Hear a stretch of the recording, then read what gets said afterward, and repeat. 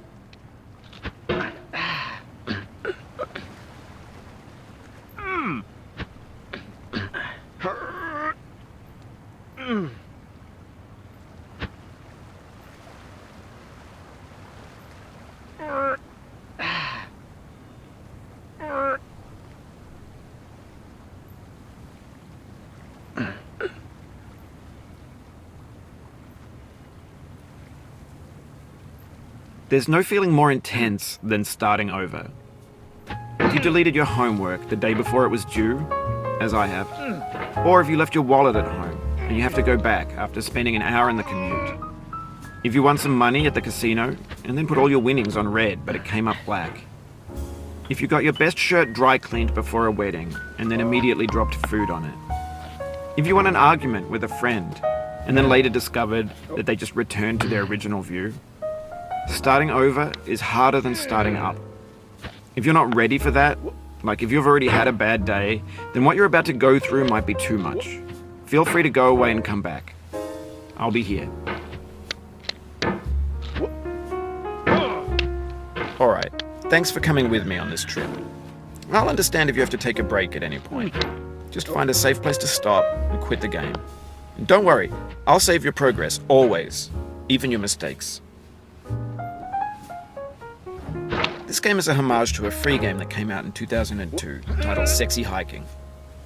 The author of that game was Jazuo, a mysterious Czech designer who was known at the time as the father of B games. And B games are rough assemblages of found objects. Designers slap them together very quickly and freely, and they're often too rough and unfriendly to gain much of a following. They're built more for the joy of building them than as polished products. In a certain way, Sexy Hiking is the perfect embodiment of a B game. It's built almost entirely out of found and recycled parts, and it's one of the most unusual and unfriendly games of its time.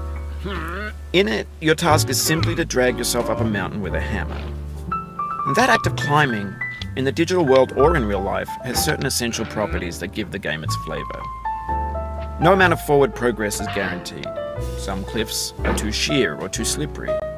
And the player is constantly, unremittingly in danger of falling and losing everything.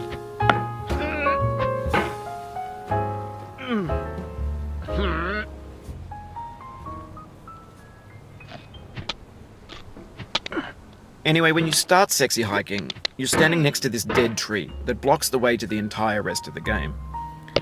It might take you an hour to get over that tree, and a lot of people never got past it.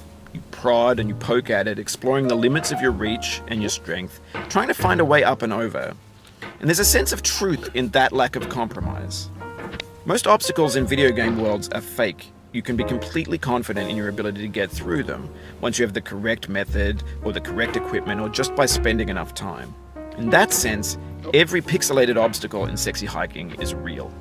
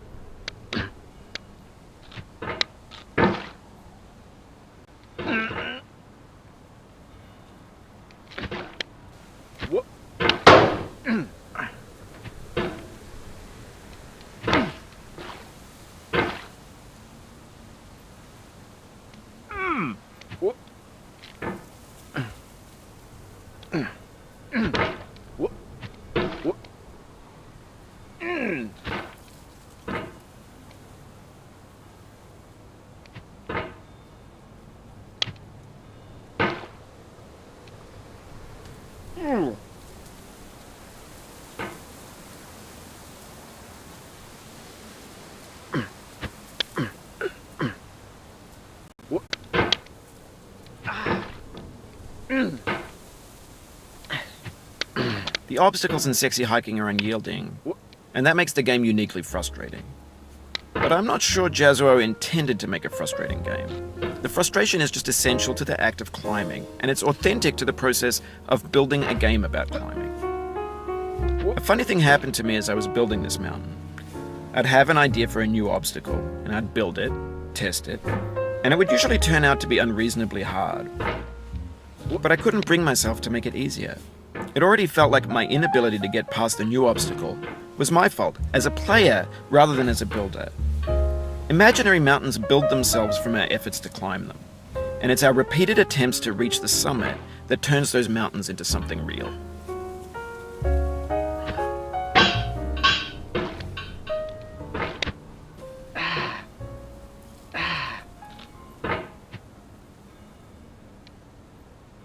When you're building a video game world, you're building with ideas.